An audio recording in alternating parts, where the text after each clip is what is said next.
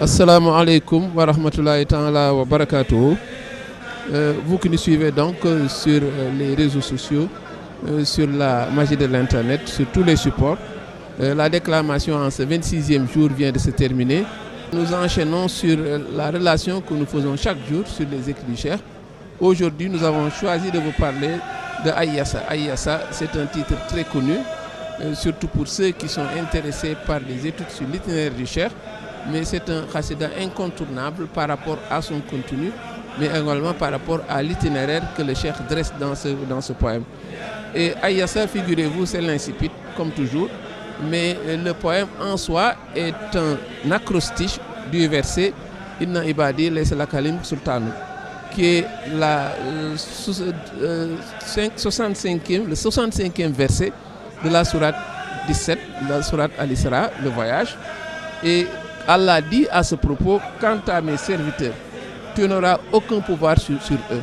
C'est Allah qui fait une mise en garde et une mise au point à Satan le lapidé, lui montrant qu'il a beau poser ses pièges, il a beau poser, n'est-ce pas, des traquenards, il en est parmi ses serviteurs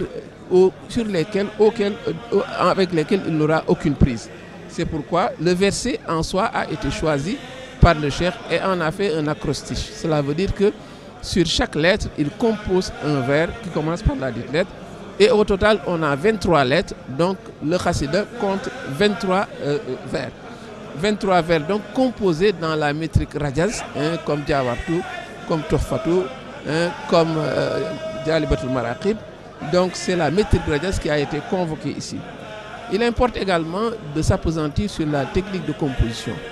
Beaucoup de recherches retiennent que le poème a été composé pas à pas, au gré de l'itinéraire. Cela veut dire que ce n'est pas un poème qui a été composé, n'est-ce pas, d'un seul trait, mais à chaque étape, il y a un vers qui vient compléter le poème en soi. Et au total, on a 23 vers, un poème qui est très riche. Et le contenu également, nous l'avons dit, du verset qui est à la base de l'acrostiche est très remarquable et il se confond réellement avec l'objet pour lequel le Cheikh a écrit et l'objet pour lequel il est parti. Parce qu'on sait que ce voyage, c'était une confrontation entre le bien et le mal, c'était une confrontation entre le vrai et le faux, mais c'était une confrontation entre le prophète et Satan le lapidé. Évidemment, le prophète, évidemment, dont le représentant attitré était le Cheikh dans ce combat. Voilà donc pour ce qui est véritablement de ce poème. C'est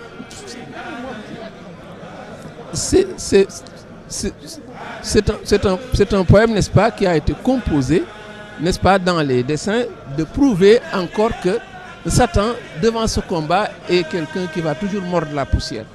Et on le verra dans le choix de tous les poèmes qui ont été choisis. Il y a là, évidemment, une matière à réflexion par rapport au poème lui-même. Et il faut retenir donc que c'est une étude linéaire qui va être faite pour ce poème, parce que puisque chacun des vers représente une étape particulière, on ne se focalisera pas sur une étude thématique, mais une étude linéaire, vers par vers, parce que chacun de ces vers est porteur d'informations importantes que l'individu, que le musulman, que le disciple tout simplement doit connaître. Et sans plus tarder, nous allons attaquer le premier vers.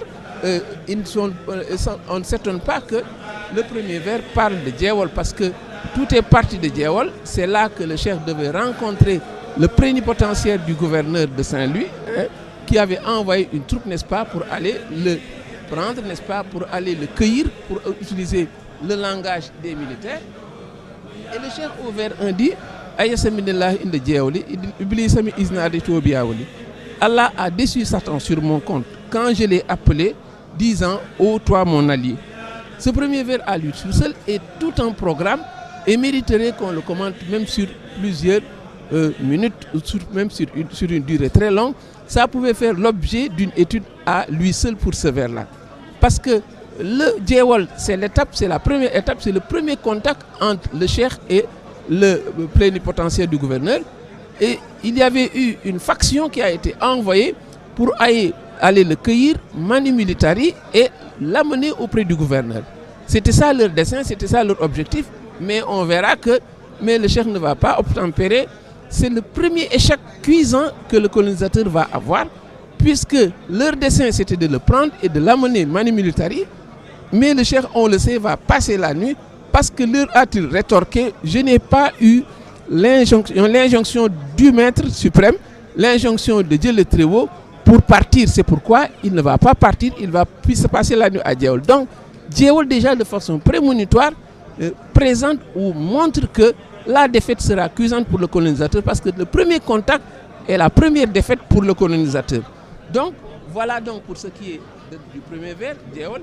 Il y aura beaucoup de choses à redire. Cette échauffourée qu'il y a eu, c'est l'arrivée des soldats de Bède, c'est très transcendant, parce que les soldats de Bède étaient présents à Djéwel. Et c'est à Djéwel, le vénéré Cheikh Abdoulaye Mbacké nous montre que, mais c'est à Djéwel déjà que le cheikh a été rehaussé au rang de membre de Ahlul Badrin. Et c'est pourtant pour cela qu'il était parti. Donc c'est très transcendant, on peut faire l'économie de ce type de commentaires, mais retenons que dans l'itinéraire, la défaite déjà à Djéwel est une défaite cinglante. Au vers 2, le cheikh ajoute: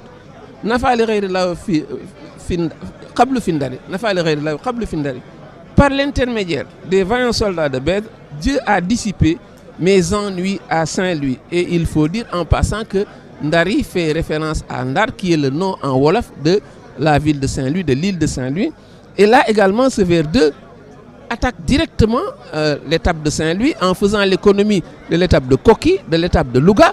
Mais l'étape de Saint-Louis est plus représentative, ne serait-ce qu'au plan de la durée. Parce que le cheikh montre qu'il a mis un temps fou là-bas, parce qu'il dit à la page 10 du carnet des voyages, Jazaou Chakour, pour l'édition faite par Hizbut Tarqiyyah, à la page 10, le cheikh dit: j'ai passé dans cette résidence à Saint-Louis le reste du mois de Safar et le mois de Rabiul Awwal, sauf les 2 derniers jours, un jeudi et un vendredi. Donc ça veut dire que il a passé un temps de presque 2 mois là-bas, parce que déjà il a eu à être interné, il a été envoyé au jardin d'essai. Et toutes ces étapes, quand le cheikh parle des ennuis qui ont été dissipés, mais les ennuis à Saint-Louis n'ont pas manqué. C'est là que le cheikh dit qu'il ne dira jamais, qu'il ne racontera jamais ce qu'il a subi à Saint-Louis, parce qu'il savait que c'était, n'est-ce pas, Tarbiyatul Hayyil Lazi la Yamout. Et c'était une éducation de Dieu qui est le vivant. Et il dit que ce sont des choses qu'il ne racontera jamais, parce que, mais c'est une par égard, par considération pour Dieu le Très-Haut, il ne dira jamais les épreuves qu'il a subies à Saint-Louis. Donc Saint-Louis est une étape marquante, c'est pourquoi après, n'est-ce pas, Saint-Louis, il passe directement, après Djéwel, il passe directement à Saint-Louis.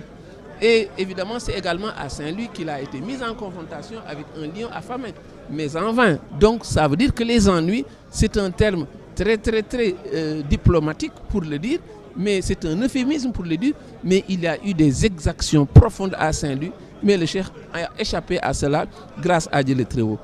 Au vers 3, il ajoute: à Dakar, Dieu a écarté de moi tout préjudice venant d'un homme rusé.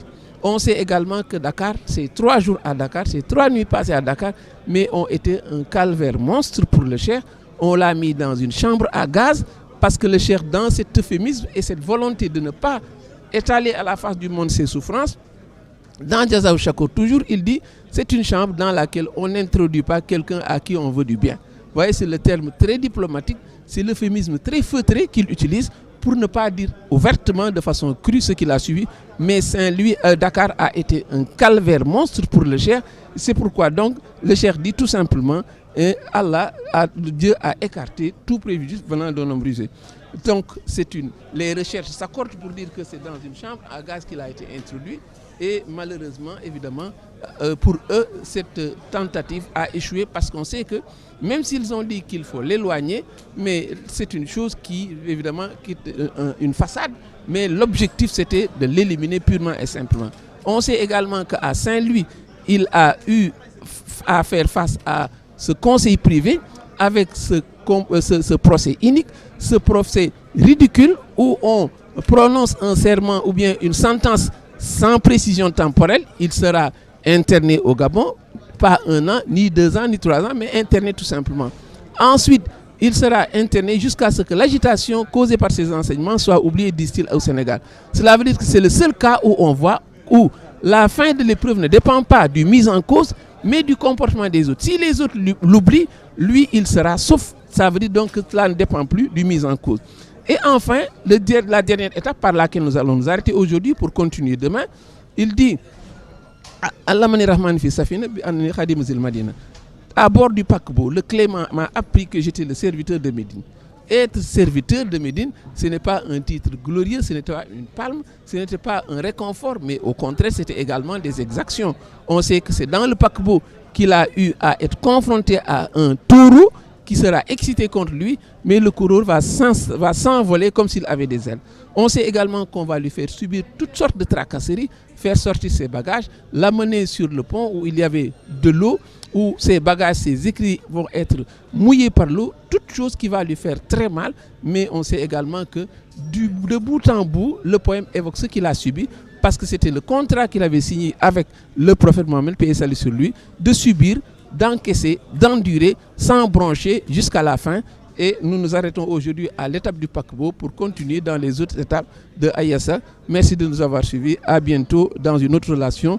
Demain, nous terminerons, Inch'Allah, avec Ayassa et pour enchaîner avec un autre poème. Merci et bon Ramadan à tous.